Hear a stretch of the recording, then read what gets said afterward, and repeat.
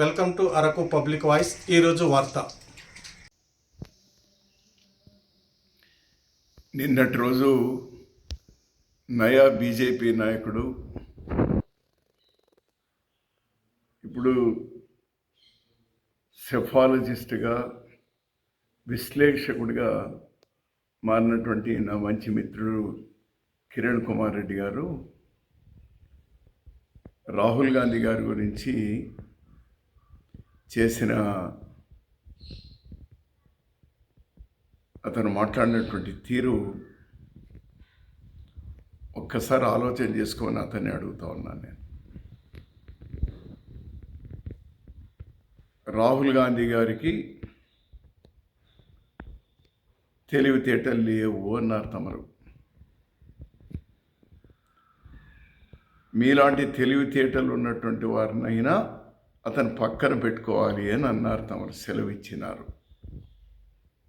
నిజమే, మీలాంటి తెలివితేటలు వాళ్ళకు లేదు అని మేము కూడా ఒప్పుకుంటాం సార్. కిరణ్ కుమార్ రెడ్డి గారు,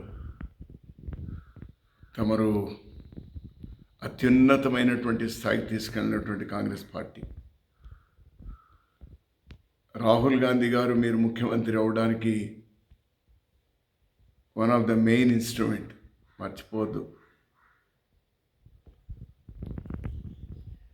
మీ తెలివితేటలు అలాంటి పార్టీను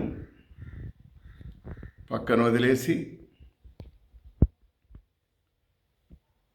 తమరు చెప్పుల పార్టీ పెట్టుకున్నారు. మహా తెలివి. తర్వాత బీజేపీలో చేరాలని చూసినారు. ఎందుకో నోట్ల రద్దు, జిఎస్టీ తర్వాత కాంగ్రెస్ పార్టీ బాగుంటుందేమని తమరు వచ్చిన, నేను కూడా తమరి చేతిలో వచ్చినాను సార్. రాహుల్ గాంధీ గారి సమక్షంలోనే మళ్ళీ మీరు కాంగ్రెస్ పార్టీలో చేరినారు. మళ్ళీ ఇప్పుడు బీజేపీలో చేరినారు. మీ ఇష్టం. ప్రజాస్వామ్యంలో ఎవరు ఎక్కడైనా ఉండొచ్చు. కానీ మీ తెలివితేటలు ఉన్నాయే, ఎందుకోసం మీ తెలివితేటలని?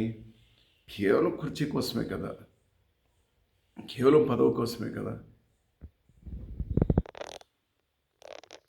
రాహుల్ గాంధీ గారు కానీ ఆ కుటుంబం కానీ మీలాంటి తెలివితేటలు లేవు కాబట్టే పదవుల కోసం ఆరాటపడలేదు సార్. మీలాంటి తెలివితేటలు లేవు కాబట్టే జవహర్లాల్ నెహ్రూ గారు దాదాపు 14 సంవత్సరాలు జైల్లో మగ్గేవాళ్ళు కాదు సార్. మీలాంటి తెలివితేటలు లేవు కాబట్టే ఇందిరాగాంధీ గారు ఈ దేశం కోసం ప్రాణత్యాగం చేసేవాళ్ళు కాదు సార్. మీలాంటి తెలివితేటలు లేవు కాబట్టే రాజీవ్ గాంధీ గారు ఈ దేశ సమగ్రత కోసం ప్రాణాలు త్యాగం చేసేవాళ్ళు కాదు సార్.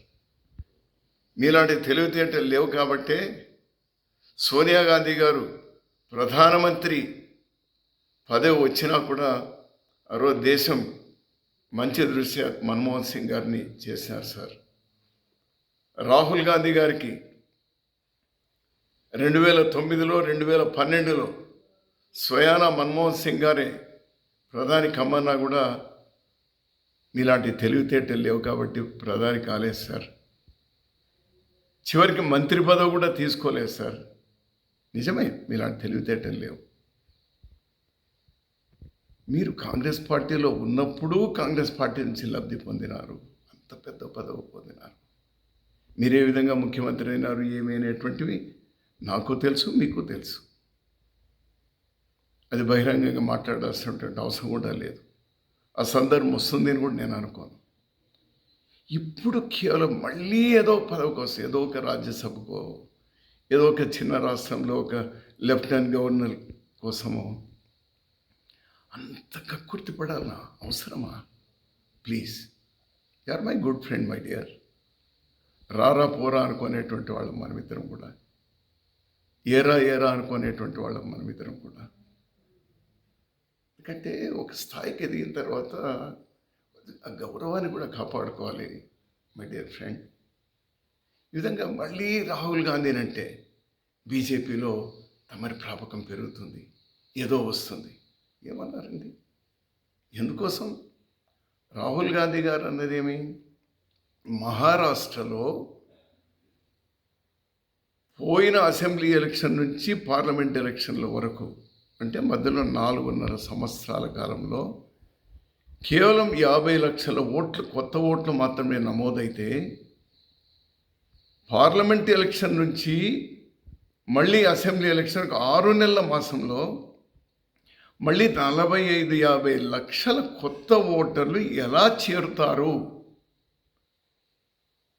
ఇలాంటి తెలివితేటలు ఎక్కువగా ఉన్నటువంటి వాళ్ళు మీరు బాగా చెప్పగలుగుతారు కదా. ఈ మధ్య ఇప్పుడే నేను ఈరోజే చూసింది, నేను మామూలుగా ఇవన్నీ ఎక్కువ చూడడం, కానీ ఎవరో స్నేహితుడు బాధతో పంపినాడు, నీ స్నేహితుడు చూడు ఏ విధంగా ప్రవర్తిస్తున్నాడు అని. అది చూసిన తర్వాత అరే, ఆ లాజిక్ తమరు చూడలేదా సార్? 4.5 సంవత్సరాల్లో 50,000 ఓట్లు, దాదాపు 6 నెలల్లో 50,000 ఓట్లు. ఏమంటారు?